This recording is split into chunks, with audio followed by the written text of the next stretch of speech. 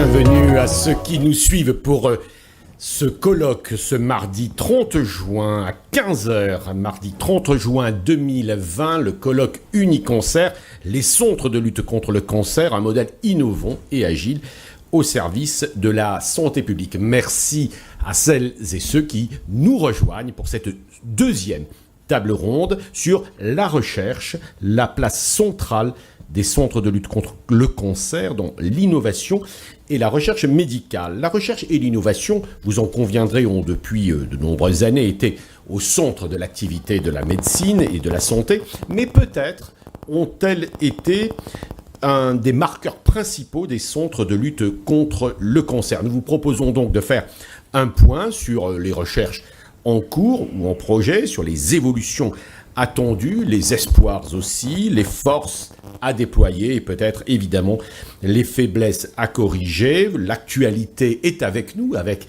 ce projet de loi, la loi pluriannuelle pour la recherche qui évidemment intéresse le secteur de la santé, même si elle n'est peut-être pas, enfin nos experts nous le diront, l'alpha et l'oméga, mais il convient sans doute de réfléchir à cette notion de progrès, de recherche sur les traitements, de recherche fondamentale et de recherche clinique dans un contexte où les Français ont compris sans doute l'importance de la recherche et de l'innovation, peut-être également ses limites à l'occasion de la crise sanitaire que nous avons connue, peut-être même des errements. Enfin, les experts que nous avons réunis, que je vais vous présenter, nous diront ce qu'il faut en penser. La recherche et l'innovation ont donc été et sont encore, sans doute, un élément important de votre fonctionnement. Nous recevons le docteur Alain Echen, vous êtes le directeur du pôle recherche et innovation de l'Institut national du cancer. Bienvenue, d'autant que je crois que vous arrivez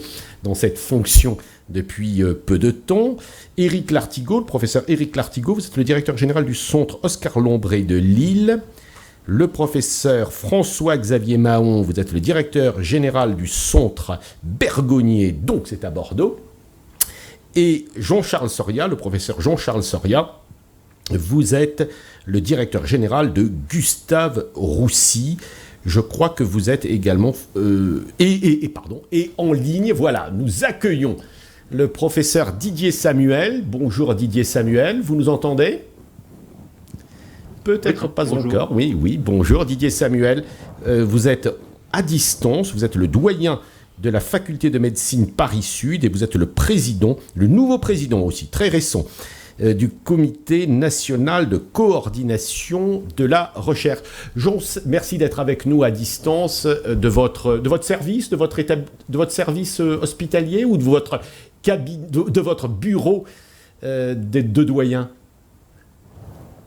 Mon bureau au centre hépatobiliaire à l'hôpital Paul-Brousse. D'accord, bienvenue. Donc c'est pas très loin, mais c'est au sud de Paris et nous sommes ici à l'Institut Curie. Jean-Charles Soria, pourquoi la recherche et l'innovation sont-elles si centrales en cancérologie ? Jean-Yves Blais, le président d'Unicancer, nous a dit tout à l'heure que l'excellence n'est pas en cancérologie, j'ai compris, une option. Vous partagez cette idée ? Absolument, je crois que vu l'étendue de la maladie cancéreuse et sa mortalité, nous sommes face à une obligation médicale et je dirais même éthique de déployer toutes les ressources possibles, médicales, intellectuelles, scientifiques, pour que le curseur du pourcentage de personnes qu'on guérit ou celles que l'on peut amener à vivre le plus longtemps possible s'élargisse. On ne peut pas accepter une mortalité qui reste encore d'à peu près 40% des cancers diagnostiqués. C'est pas possible. Avec 400 000 cas, vous imaginez ce que ça représente, 40% de mortalité. C'est quelque chose qu'il nous faut combattre de toutes nos forces, avec tout notre ADN. C'est bien pour ça qu'on s'appelle des centres de lutte contre le cancer. Très centré sur la pathologie. Ça a toujours été l'histoire de ces centres ? Ça a toujours été l'histoire. La recherche clinique et translationnelle, elle est d'autant plus fondamentale aujourd'hui que je dirais les 20 dernières années ont permis une grande accélération à la fois dans la qualité, la quantité des connaissances scientifiques apportées par la recherche fondamentale. Et à mon sens, l'un des enjeux majeurs aujourd'hui, c'est comment rendre cette connaissance fondamentale qui s'est beaucoup densifiée ces dernières années actionnable au service des malades. Et l'outil que l'on a pour transformer cette connaissance en avancées diagnostiques thérapeutiques, ça s'appelle la recherche clinique et translationnelle. Donc c'est une priorité essentielle au service d'un meilleur avenir pour nos malades, mais aussi parce que la société est en droit de l'exiger de nous. Il y a des investissements colossaux qui ont été faits, non pas simplement dans le système de santé, mais aussi pour la recherche. Et il y a un moment donné, la société peut se dire, finalement, est-ce que le curseur a changé? Qu'est-ce que vous avez fait avec tous ces investissements? Et je pense que c'est notre devoir de pousser le curseur le plus loin possible pour améliorer la survie de nos patients. Qui c'est qui fait la plus grande part du travail à la fois de recherche et de financement? Celles et ceux qui nous regardent ne sont pas nécessairement tous des grands spécialistes, soyons pédagogiques. Qui investit le plus dans la recherche, notamment en cancérologie aujourd'hui? C'est la recherche publique, la recherche privée, ce sont vos centres?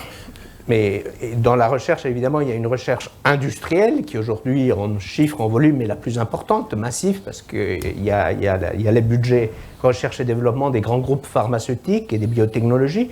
Et vous avez également une recherche académique qui a toute sa place. La France garde un vrai rôle avec des grands groupes coopérateurs. La R&D d'Unicancer est un pôle très actif, très important. Certains centres de lutte contre le cancer eux-mêmes sont promoteurs de grandes études cliniques.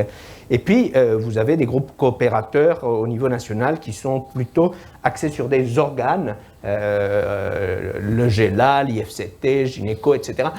C'est clair que nous avons un pays où les médecins sont très bien formés et ils ont une appétence pour la recherche clinique. Et on a une qualité de l'infrastructure hospitalière qui fait que les industriels du monde entier viennent sur notre territoire parce qu'ils veulent bénéficier d'un pays qui a un côté centralisateur quand même, jacobin, et qui offre un réseau hospitalier de grande qualité avec des gens bien formés et qui, du coup, porte la possibilité à beaucoup de patients de bénéficier de cette innovation thérapeutique. La pancarte le dit là-bas, 15% des patients traités dans les centres de lutte contre le cancer, dans le réseau Unicancer, bénéficient d'essais cliniques. Notre attractivité est toujours bonne? Notre attractivité, Pascal, a été mise à mal par un certain nombre d'éléments qui ont été successivement les délais importants que connaissait la NSM, qui sont beaucoup améliorés par cette aberration du tirage au sort des CPP qui nous a beaucoup CPP. Comité de protection des personnes se prêtant à la recherche biomédicale. Ça, c'est un énorme problème puisqu'on demande à des CPP d'avoir une expertise sur des sujets très précis par tirage au sort. Donc ça, c'est des éléments que j'espère très fortement, le nouveau ministre de la Santé, Olivier Véran, va une fois pour toutes clarifier pour qu'il y ait plus de pertinence dans l'expertise des CPP. Et puis, je pense très clairement, la compétition mondiale a beaucoup changé de nature. Nous avons d'abord l'Asie qui a émergé avec une puissance extraordinaire, qui vient en compétition. Et puis, vous avez évidemment les anciens pays de l'Europe de l'Est qui se sont organisés. Et donc, oui, c'est une course. Il faut bien que les Français le comprennent. Être attractif pour la recherche clinique, c'est une opportunité thérapeutique supplémentaire pour eux. Ce n'est pas simplement le dada de quelques médecins qui ont envie de publier. Mais vous voulez nous dire aussi que le duopole a changé, c'est-à-dire qu'on a de nouveaux acteurs qui s'investissent? Absolument. Et de qualité? Tout à fait. Je pense que les forces vives restent ici et qu'il faut qu'on s'organise pour garder un écosystème administratif et opérationnel favorable à la recherche clinique en France. François-Xavier Mahon, peut-être bonjour.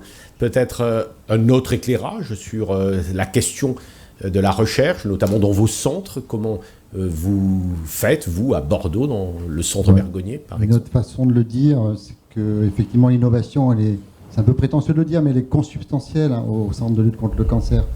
Et c'est vrai que, par exemple, à Bordeaux, en opposition aux Jacobins, nous avons les Girondins, mais nous travaillons main dans la main, pas comme il y a plusieurs siècles. On a bien évidemment un particularisme régional, c'est-à-dire que nous, on est le seul centre de lutte contre le cancer de la Nouvelle-Aquitaine, qui est une région qui fait pratiquement 6 millions d'habitants. Et un peu spontanément, on est placé sur le recours. Donc, souvent, les centres autour de l'Institut Bergonié nous propose des patients pour lesquels un certain nombre de thérapeutiques ont été épuisées. Et nous, il faut toujours qu'on soit en position de proposer une thérapeutique. Donc automatiquement, ça nous positionne sur de l'innovation, c'est-à-dire sur les phases précoces, sur les essais précoces, mais pas que. Il y a une discipline qui s'est beaucoup développée ces dernières années en cancérologie, qui est la radiologie interventionnelle, qui fait quand même avec lequel on fait des choses extraordinaires, et pas uniquement pour traiter les tumeurs, mais aussi pour soulager les patients, pour une meilleure prise en charge et pour une meilleure qualité de prise en charge, parce qu'aujourd'hui, aussi grâce à la radiologie interventionnelle, on fait des prélèvements sans intervention chirurgicale qu'on faisait autrefois. On fait des prélèvements à des endroits qu'on ne pouvait pas prélever il y a quelques années, ou si ce n'est, on pouvait les prélever à condition qu'on passe au bloc opératoire. Donc ça fait d'énormes progrès. Ça fait aussi partie des innovations. Les innovations, elles ne sont pas uniquement sur les thérapeutiques, elles sont aussi sur les organisations, elles sont aussi sur les soins d'à côté. Je pense que les soins de support ont pris une importance non négligeable. Aujourd'hui, on est très positionné avec une expertise extrême sur la prise en charge de la douleur. Et c'est vrai que là aussi, il y a toute une recherche qui se développe qui à mes yeux, est très importante. À vous écouter, vous associez effectivement soins de support, douleur, à l'innovation ou au progrès auquel on a plus clairement l'habitude de penser, c'est-à-dire la recherche médicale pure, mais en réalité, tout ça est lié. Je crois que ce qui fait notre force, c'est qu'il y a une dimension humaine, et dans la dimension humaine, moi je dis souvent, on ne traite pas les tumeurs, on traite des patients. Donc on prend les patients de leur globalité. Et la globalité, pour moi, c'est très important. Et probablement que les progrès récents qui ont vu le jour, en particulier d'immunothérapie, pourraient expliquer, on ne l'a pas complètement encore expliqué, l'efficacité qu'on a dans les soins de support, même pour traiter les tumeurs. Parce qu'il y a automatiquement un corps qui est dans un état de mieux-être, a probablement un système immunitaire qui est plus à même de lutter contre une tumeur qu'un corps qui est dans un état de mal-être. François-Xavier Mahon, expliquer à qui? Vous dites on ne l'a pas assez expliqué? Non, expliquer au grand public en fait. Mais le lien direct n'est pas encore complètement démontré, si vous voulez. Mais c'est vrai qu'avec l'expérience que l'on a, ça nous paraît être une évidence. Mais on a besoin de continuer à chercher pour pouvoir effectivement aller jusqu'au bout de cette explication. Et pour nous, la physiopathologie est très importante. Et le corps médical, qui n'est pas nécessairement tous spécialistes de cancérologie, vous avez des capacités à leur expliquer, à dialoguer avec eux? Ça fait partie, bien évidemment, de nos missions. On a une mission d'enseignement. On parlait des universités. On est, bien évidemment, dans la mission d'enseignement, on forme des médecins. Et dans la mission d'enseignement, on a un rôle éducationnel aussi auprès des médecins traitants, des médecins généralistes. Nous, à l'Institut, on a mis en place une plateforme qu'on appelle la plateforme Ville-Hôpital, de manière à ce qu'il y ait un dialogue en permanence entre l'Institut et les médecins. Je dis souvent aux médecins de l'Institut qu'on est responsable des patients qui sont dans nos murs, mais on est aussi responsable des patients qui sont en dehors de nos murs, et qu'il faut assurer un continuum entre ce qui se passe à l'intérieur de nos structures et à l'extérieur de nos structures. C'est une bonne transition de dialoguer maintenant avec vous, Didier Samuel. Vous m'entendez? C'est une bonne transition que nous permet François-Xavier Mahon, qui effectivement parle de l'enseignement, donc de ce que vous faites également comme doyen, former des médecins. Mais je voulais tout d'abord que vous nous disiez ce que fait le CNCR. Vous venez d'être élu, je crois, il y a quelques jours au CNCR. C'est un comité national de coordination de la recherche. Ça fait quoi, le CNCR, Didier Samuel? Donc c'est un groupe de coopération sanitaire qui est fois dépendant des CHU et des CH. Et dans ce groupe de coopération sanitaire sont représentés la conférence des directeurs généraux de centres hospitaliers, la conférence des doyens et la conférence des présidents de commission médicale d'établissement. Donc c'est un organisme qui se veut à la face entre les directeurs de bureau, universitaires ou non universitaires, les doyens et les présidents de CME.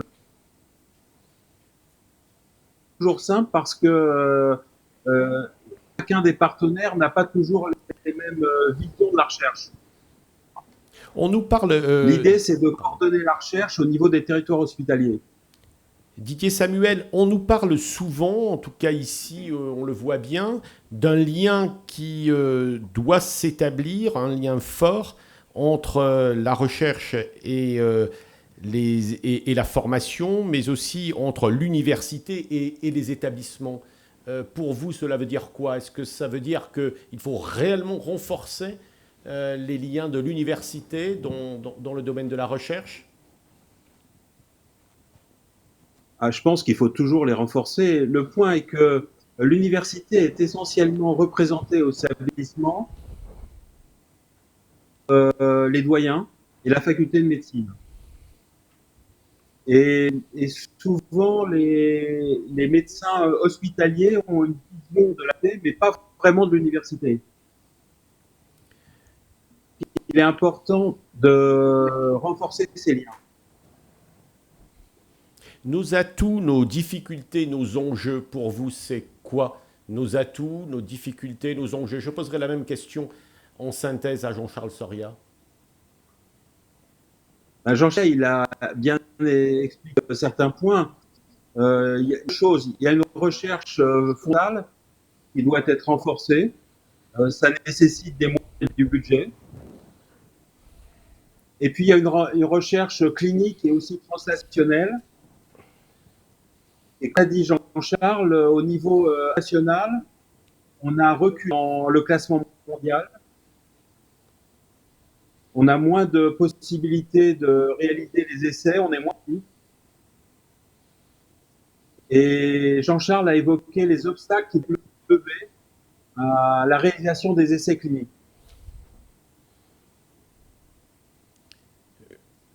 Donc, je pense qu'il y a beaucoup à faire. Et actuellement, la LPPR, la loi de création pluriannuelle de la recherche,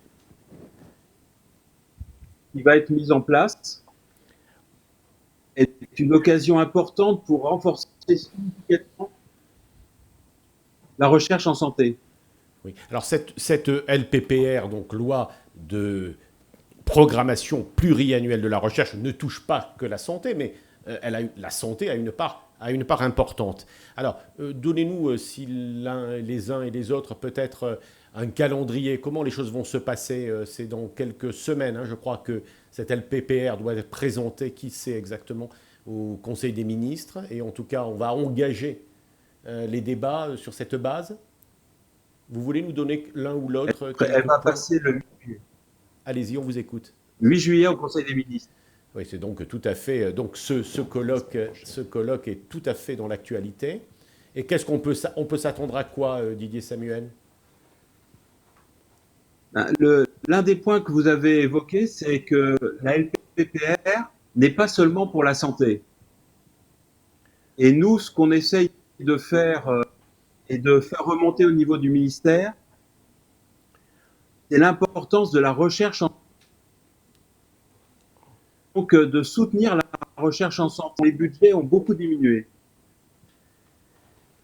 Actuellement, nous sommes à 18% du budget de la recherche et il faut que ça reste.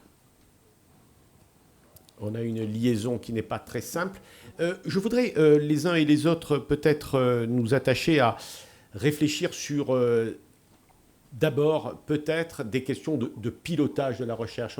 On a un peu le sentiment que dans notre pays, nous avons une capacité importante à mettre en place des structures, mais en revanche, des structures multiples qui prennent en compte ou qui prennent en charge ces sujets-là, mais que finalement, le pilotage n'est pas très simple à comprendre. Est-ce que c'est vrai ou c'est un raisonnement, Monsieur Echen? De premier abord, je pense qu'effectivement, ça peut paraître un peu compliqué. En réalité, d'ailleurs, je vais préciser que j'ai une double casquette aujourd'hui parce que je pense que Gilles Bloch, le président de l'INSERM, était aussi convié à cette table ronde, il n'a pas pu venir. Mais ce n'est pas pour rien que je dis ça. Je suis aussi directeur de l'Institut thématique cancer à l'INSERM et de l'Institut thématique multi-organisme à l'Alliance pour les sciences de la vie et de la santé à Visan. En réalité, il est inscrit, en fait, la recherche actuellement, la recherche publique, les fonds de la recherche publique pour le cancer actuellement sont régis depuis maintenant 15 ans par des plans cancer.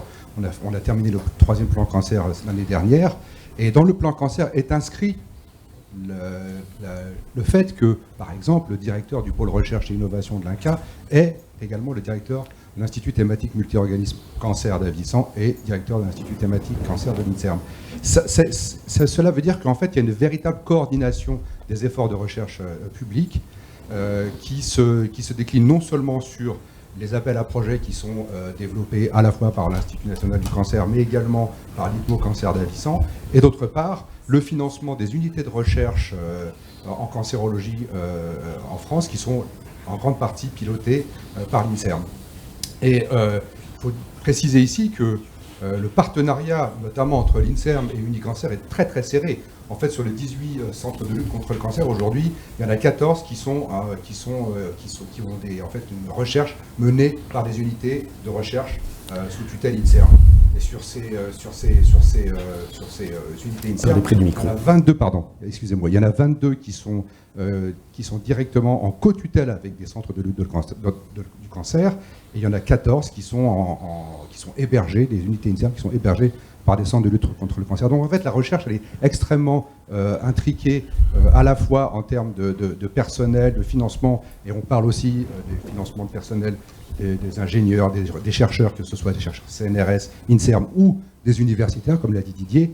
Donc le financement est difficile à percevoir en termes de chiffres, mais juste pour vous donner une idée, le financement dans le cadre du plan Cancer 3, c'est plus de 110 millions d'euros à peu près, dont à peu près 50% sont des programmes libres, c'est-à-dire des programmes non thématisés. Et ça se divise entre recherche fondamentale, ce qu'on appelle le PLBio en gros, hein, pour les programmes de l'INCa, les programmes de recherche clinique, et puis également un programme de recherche translationnelle et de les sciences humaines, sociales, épidémiologie, santé publique. Donc en réalité, même si ça paraît un peu compliqué, ça l'est beau, et je peux vous garantir que les chercheurs savent très très bien où aller chercher l'argent. Éric Lartigot, peut-être compléter. Vous avez un micro, Éric Lartigot? Oui, j'ai un micro-cravate. Non, je crois que tout a été dit. Peut-être ajouter un petit quelque chose qui, pour moi, est très important. La recherche, c'est vraiment quelque chose qui est fondamentalement intégré à l'innovation. Je préfère l'intituler d'innovation diagnostique et thérapeutique, qui, bien sûr, a des fondamentaux de recherche au sens laboratoire INSERM, mais également, c'est de la recherche en organisation, c'est de la recherche en système d'information, c'est de la recherche en formation des professionnels, c'est de la recherche en communication. Sans couvrir tous les champs, je pense que ce dont on va parler, ce dont on doit parler, c'est vraiment l'innovation au service d'eux. Et la recherche, c'est une petite partie de l'innovation au service d'eux, avec la finalité patient, qui est vraiment le cœur de ce que les CLCC, les centres de lutte contre le cancer, défendent depuis 1945, depuis leur création. C'est ce cœur-là du dispositif qui doit vraiment être préservé, conservé. Si nous n'innovons pas, nous ne serons pas au rendez-vous et nous ne serons pas au rendez-vous de nos patients. Et innover dans quoi, Éric Lartigot? Alors, innover dans tout, si on veut reprendre un tout petit peu pour répondre à vos questions et préparer cette table ronde, dans ce monde de l'instantané, je me suis dit qu'il faudrait peut-être regarder un petit peu le pourquoi de ces 20 ou 30 dernières années. Si on regarde ce que les CLCC, les centres de lutte contre le cancer, ont développé au début des années 90, ça rappellera des choses aux plus anciens, les standards options recommandations. Qu'est-ce que c'était, les SOR? C'était mettre noir sur blanc ce qu'était la pertinence des soins. C'était à l'époque révolutionnaire. On va décrire la pertinence des soins pour la rendre accessible au plus grand nombre. Quand l'Institut national du cancer a été créé en 2005, c'est devenu les recommandations de l'Institut national du cancer. Quand le premier plan cancer en 2003 est sorti, il a bien sûr pris comme l'un de ses fondamentaux la réunion de concertation pluridisciplinaire. C'est une fantastique innovation au service du patient. Que l'on considère obligatoire que plusieurs professionnels se réunissent pour penser une prise en charge thérapeutique, c'est de la vraie innovation. Ça peut paraître assez banal pour des gens qui étaient, comme ceux de ma génération, formés dans les CLCC, bercés par la RCP, mais pour les autres, c'était quand même très novateur. Et dans le premier plan cancer, les 10 mesures autour de la mise à disposition pour le plus grand nombre de l'innovation diagnostique et thérapeutique, on est il y a presque 20 ans. Donc l'innovation, c'est ça, c'est d'être capable aussi de se souvenir qu'on a posé un certain nombre de fondamentaux, il y a maintenant 2 voire 3 décennies, et qu'on se doit de rester au rendez-vous. Il y a parfois un petit peu une fuite en avant, parfois un petit peu ce besoin de répondre sur le court terme, mais ce socle dont les CLCC sont porteurs, c'est aussi un peu la légitimité des centres par rapport à toutes ces actions récentes. Éric Lartigot, Jean-Charles Soria et les autres, peut-être Didier Samuel, il n'y a pas aussi peut-être une crainte, effectivement, que la cancérologie ne soit plus tout à fait au centre de l'intérêt des pouvoirs publics. Alors, vous avez parlé de plan cancer, 1, 2, 3, et maintenant on en est où? Alors, il y a une stratégie décennale, mais est-ce que les uns et les autres, ou peut-être Alain Echen, est-ce que quand l'on se met des objectifs trop longs, est-ce que ça ne veut pas dire aussi, dans une certaine mesure, que l'on perd peut-être la tension, la mise sous tension autour d'une pathologie? C'est une question, pas nécessairement un jugement, a priori, et parlez près du micro. Moi, je ne dirais pas que se projeter sur 10 ans, quand on dit qu'on veut faire réduire de 50% de 50% les cancers, de savoir que 50% des cancers sont évitables si on fait de la vraie prévention, de dire qu'on veut une politique de prévention dans les 10 ans à venir, ça ne me paraît pas du tout aberrant et ça paraît assez facile à comprendre. On sait qu'on aura besoin de ce temps-là pour faire réduire de moitié les cancers incurables, pour améliorer véritablement la problématique des séquelles des traitements, la qualité de vie des patients. Tout ça, on sait que ça va prendre un certain temps. Et c'est au contraire une volonté, je pense, de la part des pouvoirs publics et du président de la République en particulier, non pas de faire un énième plan cancer, mais maintenant d'avoir une stratégie à plus long terme, une stratégie décennale. Et cela s'accompagnera, il se trouve que les planètes sont pas trop mal alignées, puisqu'effectivement vous avez parlé de la LPPR. Je dois juste préciser une chose sur la LPPR. Je ne connais pas les montants qui seront effectivement investis dans le cadre de la LPPR. Par contre, je pense que vous avez tous noté que dans l'annexe qui a été prévue dans le texte de loi, l'Institut national du cancer est spécifiquement nommé comme faisant partie des agences de financement de la recherche qui doivent également être accompagnées dans le cadre de ces augmentations budgétaires. Donc, on peut espérer cette fois-ci d'avoir véritablement un effort des pouvoirs publics par rapport au fait que rappelez-vous que le plan cancer 3 s'est fait sans moyens supplémentaires. Donc tout ce qui a été fait par l'Institut national du cancer et par l'hypocancer à Vicent dans le cadre du plan cancer 3 n'a été que du redéploiement de moyens. Donc je pense quand même que avoir une vision sur 10 ans, même si évidemment personne ici il y a 10 ans savait qu'on aurait les CAR-T-cells qui faisaient ces effets, qui auraient ces effets-là, ou même l'immunothérapie tout simplement, hein, enfin l'immunothérapie, les checkpoint inhibiteurs. Mais c'est le principe même de la recherche. On ne sait pas, évidemment, aujourd'hui, ce qui, dans 10 ans, va guérir les patients. Mais on sait, par contre, qu'un investissement soutenu sur 10 ans est nécessaire et il doit être conséquent. Je crois que le fait de s'inscrire sur un temps long, c'est quand même un message très fort à faire passer. On voit régulièrement des annonces, si les plus anciens comme moi se rappellent de ce qu'avait dit le président Clinton à une époque. Voilà. Le temps long, ça reste quand même le fondamental de la lutte contre le cancer. Parce que le scope qui va de la prévention jusqu'aux soins très innovants, ce sont des temps longs qui vont permettre de le légitimer et de le valider. Alors c'est peut-être difficile à comprendre, c'est peut-être pas très sexy par rapport à d'autres annonces qu'on peut entendre dans d'autres domaines, mais c'est quand même ce que doit être aujourd'hui la cancérologie. On est sur un temps long, parce que l'innovation dans tous les domaines, prévention, dépistage, soins, éducation des patients, nécessite forcément des moyens, et des moyens sur le long terme. Ça, c'est important à rappeler. Jean-Charles Sorien, un commentaire? Temps long, mais impatience aussi de notre côté? Bien évidemment, cette tension est naturelle. Quand une personne est atteinte de cancer, sa mortalité potentielle elle est là, au présent. Et la difficulté, c'est que la cancérologie s'est construite en s'attaquant à la face nord, c'est-à-dire à la maladie métastatique qui va tuer très vite, et là où la complexité est très élevée, à plusieurs variables. Il faut maintenant que la science réinterroge la cancérologie dans ses étapes plus précoces. Maladie résécable, quel traitement pour optimiser cela, voire même réinventer l'avant-cancer. Comment peut-on évaluer réellement le risque, le mesurer? À force d'abandonner ce champ, parce qu'il est compliqué, nous avons laissé une efflorescence de charlatans ou de personnes qui racontent n'importe quoi sur l'avant-cancer. Et c'est une obligation pour nous, au point de vue médical, scientifique, de réinvestir massivement avec les données de la science. Et je pense que ce n'est qu'en ayant des approches d'évaluation, de mesure du risque personnalisées et du coup de dépistage personnalisé qu'on va pouvoir réellement avoir une prévention efficace. La prévention du tout venant, du prêt-à-porter, ça ne marche pas, il faut du sur-mesure. Ça n'empêche pas de lutter contre le tabagisme. Ah, pas du tout, bien sûr. Que nos auditeurs sur YouTube ne se trompent pas. C'est du sur-mesure d'ailleurs.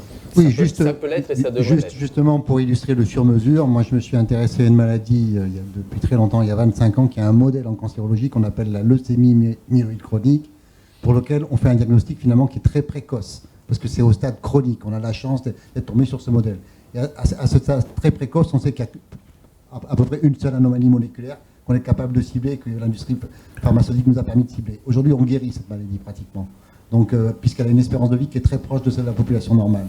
En 20 ans, on a vu les courbes remonter à une vitesse extraordinaire. C'est un très très beau modèle effectivement d'innovation thérapeutique et de collaboration entre des groupes coopératifs et l'industrie pharmaceutique et les différents centres qui prennent en charge les patients. François-Xavier Mahon, vous parlez de leucémie, on voit bien effectivement les succès, mais on voit aussi plusieurs pathologies où on ne trouve rien, où ça n'avance pas.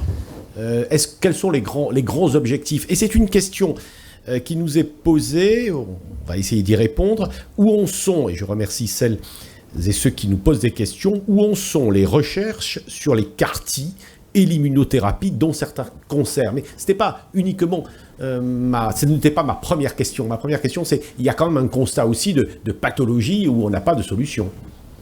Il y a un constat de pathologie pour lequel il n'y a pas de solution. Je crois que ça fait partie des objectifs justement de l'Institut national du cancer.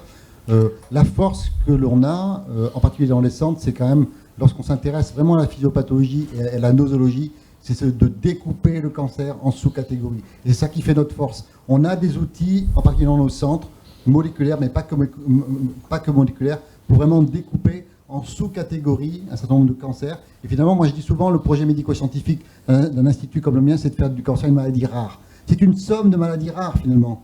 Et à chaque maladie rare, on a un traitement spécifique. Alors bien sûr, on a des thérapeutiques généralistes telles que l'immunothérapie, mais je pense que c'est très important la nosologie au départ, et je défends très très fortement nos anapathes qui sont au départ au diagnostic de ces maladies avec des diagnostics de plus en plus précis, pour pouvoir justement inclure ces patients-là dans les essais thérapeutiques très précis de médecine personnalisée. Mais on ne fait plus l'anatomopathologie comme on la faisait il y a longtemps? Non, ça a beaucoup changé? Ça a beaucoup changé, mais l'œil humain reste quand même très important. Face à ces pathologies très graves, ces phases nord qui restent effectivement, c'est l'un des éléments de la vision décennale du cancer. Que peut-on faire pour ces leucémies qui restent foudroyantes, pour ces tumeurs cérébrales, pour les cancers du pancréas? Clairement, il y a d'abord l'évolution des technologies et de la capacité à détecter le cancer de façon plus précoce. Ça, c'est un champ colossal qui s'est ouvert devant nous et qui est celui des biopsies liquides, pas simplement sur les mutations de l'ADN, mais également à travers les exosomes, aujourd'hui l'ARN, les protéines. Ça va transformer profondément la façon dont on peut diagnostiquer certaines maladies et suivre leur évolution clonale sous pression thérapeutique et adapter les traitements. Ça, je pense que ça va être un élément majeur.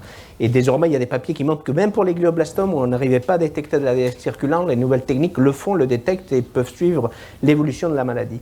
L'autre élément que vous avez évoqué, enfin en tout cas un des auditeurs a évoqué, c'est la thérapie cellulaire. Je pense réellement que dans les traitements systémiques, après les vagues des thérapies ciblées, de l'immunothérapie classique et je dirais des chimiothérapies intelligentes avec les anticorps armés, il y a cette vague de la thérapie cellulaire. Bon, l'efficacité en hématologie, elle est là, elle ne se discute pas. On est dans de l'amélioration, mais ça risque de transformer profondément les tumeurs solides. Les premiers résultats d'efficacité de thérapie cellulaire sont en train de tomber. Il y a eu à l'ASCO 2 présentations très remarquables. Alors c'était des approches de TCR-T et pas de CAR-T. Je n'ai pas le temps de rentrer dans le détail, sauf si vous me laissez un peu plus de temps. Mais les TCR-T qui permettent on va dire, reprogrammer le globule blanc contre un antigène intracellulaire. Il y a eu des TCR-T contre les protéines de HPV, E6 et 7, qui a montré 50% des réponses dans des cancers HPV dépendants, des cancers anaux, des cancers cervicaux à l'ASCO. Donc, c'est une réalité, ça y est, ça arrive. Il y a MAGE avec des TCR-T dans d'autres C'est tout le champ du virus et cancer, c'est tout le champ du virus? Non, c'est pas du tout le champ du virus et cancer. Bien sûr, là, dans cet exemple-là, c'est un virus, mais en fait, la thérapie cellulaire, grâce aux avancées technologiques et grâce à la capacité à vraiment faire, par la capacité à modifier le globule blanc, va réellement permettre, une fois pour toutes, de rentrer dans de l'efficacité thérapeutique pour des tumeurs solides. Et ne n'ayez aucun doute, les industriels du médicament, ils sont en train d'émettre des ressources colossales parce que ça peut complètement changer la donne. Sur un moyen terme, quand on regarde les grandes recherches qui ont été faites, est-ce qu'il y a eu, pour les non-spécialistes que nous sommes, je m'associe à cela, est-ce qu'il y a eu vraiment des voies qui ont été des erreurs que l'on a dû abandonner, ou est-ce qu'il y a un bon trend qui fait que quand même les évolutions et le progrès se fait, j'allais dire, step by step, parce que depuis des années, on adopte les bons champs, les bonnes voies de traitement? Qui veut répondre à ça? Je pense simplement, déjà, le fait qu'on connaisse beaucoup mieux la maladie, et comme l'a dit François-Xavier, c'est carrément le fait qu'on n'a pas un cancer, mais des cancers. Je pense qu'un des grands progrès, c'est d'avoir considéré le cancer dans son environnement, dans son micro-environnement. La notion de micro-environnement tumoral est devenue quelque chose de primordial. On sait même que le micro-environnement tumoral pourrait même être une cible thérapeutique. Ça inclut évidemment le système immunitaire, mais pas que. Et donc ça, c'est effectivement des grandes voies qui sont nées ces dernières années et qui vont certainement nous permettre de faire un certain nombre de progrès. Et en particulier, vous avez mentionné les cancers de mauvais pronostic qui effectivement sont un des 3 axes de la stratégie décennale. Juste pour information, ces axes ont été définis en partenariat avec l'ensemble des partenaires, des acteurs de la recherche en cancérologie en France. Nous avons apprécié d'avoir reçu récemment la contribution d'Unicancer, et qui va être vraiment très utile pour encore améliorer cette stratégie décennale. Ces cancers de mauvais pronostic, c'est vraiment au cœur de la réflexion. Je pense que ça nécessite effectivement encore beaucoup de recherche fondamentale sur ce micro-environnement tumoral, mais aussi probablement beaucoup d'interdisciplinarité, j'arrive pas à mettre le micro au bon endroit, beaucoup d'interdisciplinarité. On a fait un grand effort pour essayer d'attirer d'autres disciplines scientifiques, les physiciens, les mathématiciens, l'intelligence artificielle qui est en train maintenant d'arriver, qui va nous aider, parce que effectivement, le cancer est une maladie très complexe, chaque cancer est très individuel, et on a bien ciblé les vraies cibles qui sont effectivement le cancer du foie, le pancréas, les leucémies aiguës, etc., et en particulier également chez l'enfant. Le temps passe malheureusement très vite. J'ai une question, je la prends parce qu'elle me paraît intéressante. En tout cas, elle m'intéresse aussi. Qu'est-ce que c'est que l'école du cancer de Gustave Roussy, Jean-Charles Soria?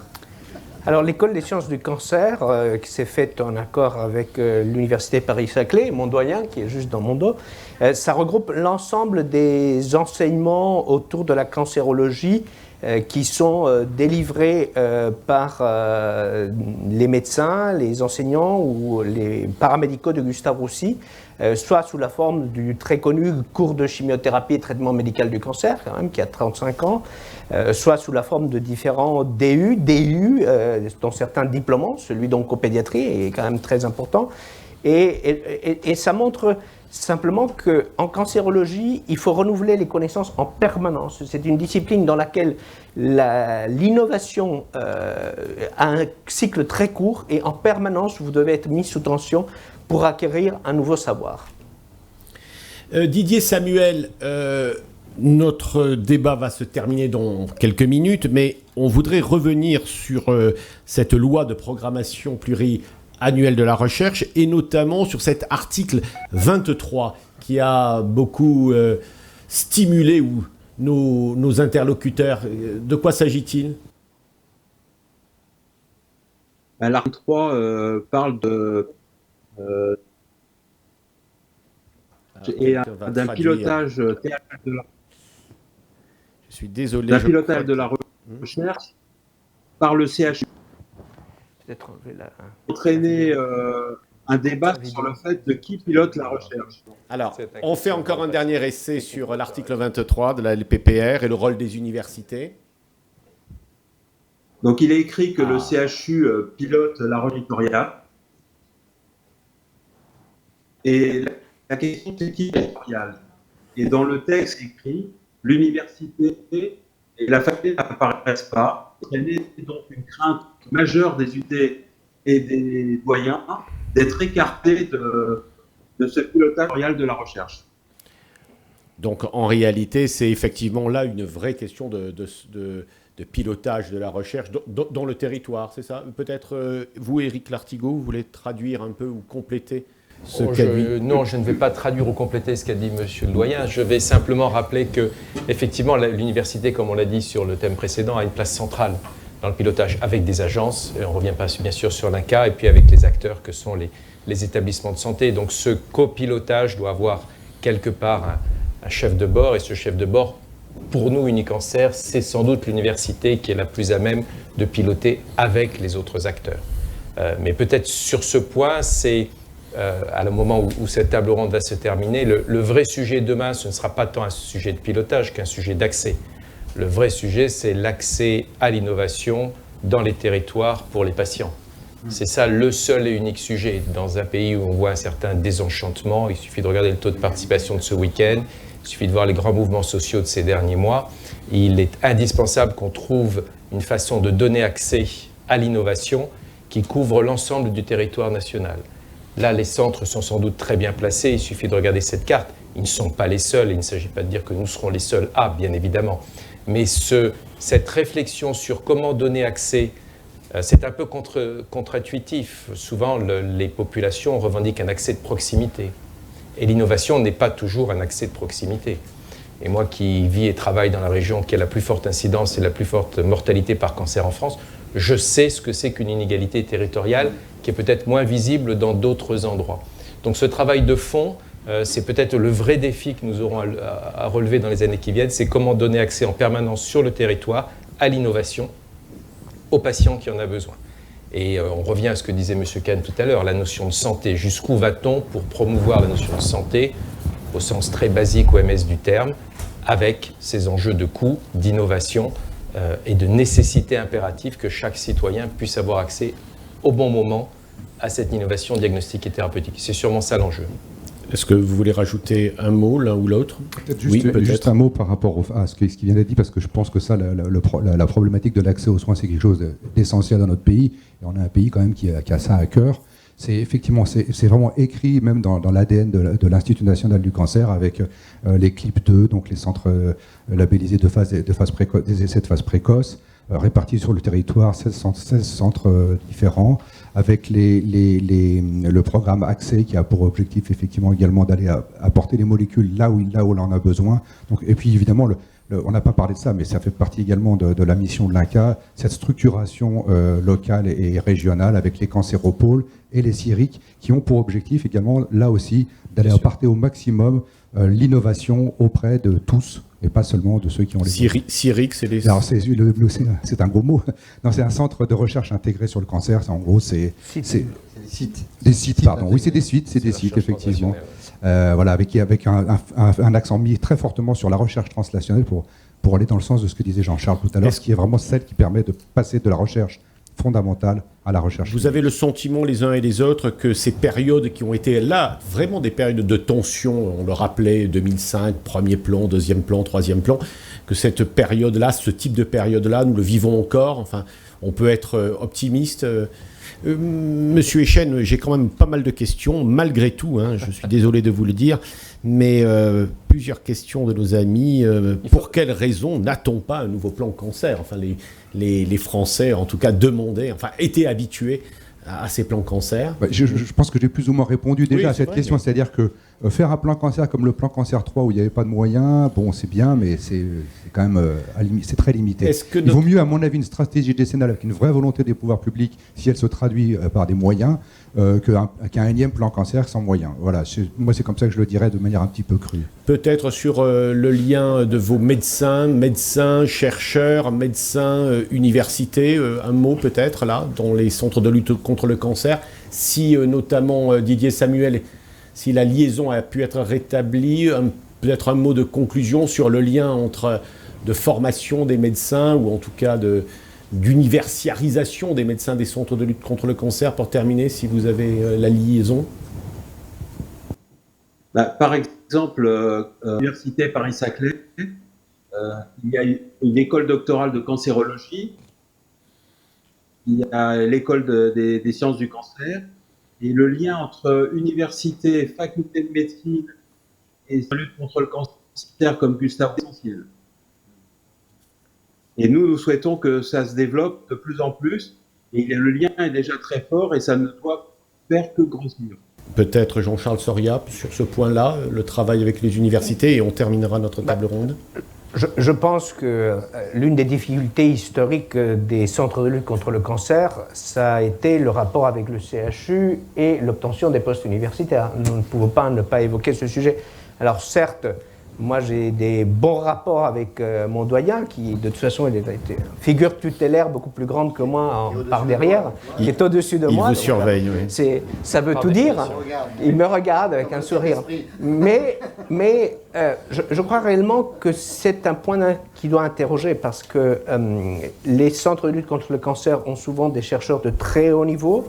Il y a au niveau national 12 highly cited researchers qui sont dans les centres de lutte contre le cancer, et je crois qu'il va falloir qu'on sorte de cette logique dans laquelle très souvent il y avait un combat entre les CHU et les CLCC, et un des moyens pour que le combat soit déséquilibré, c'était d'éviter que des universitaires soient nommés dans les centres de lutte contre le cancer.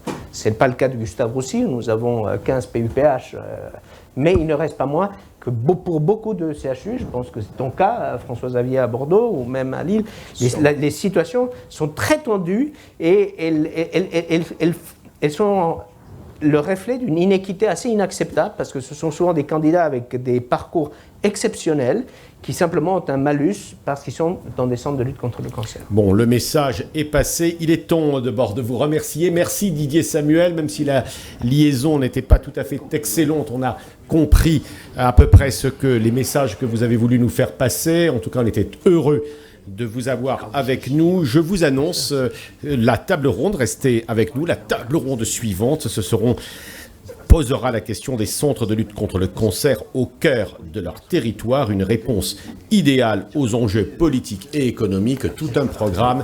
Ce sera dans une dizaine de minutes. Merci à vous tous. Merci beaucoup. Merci.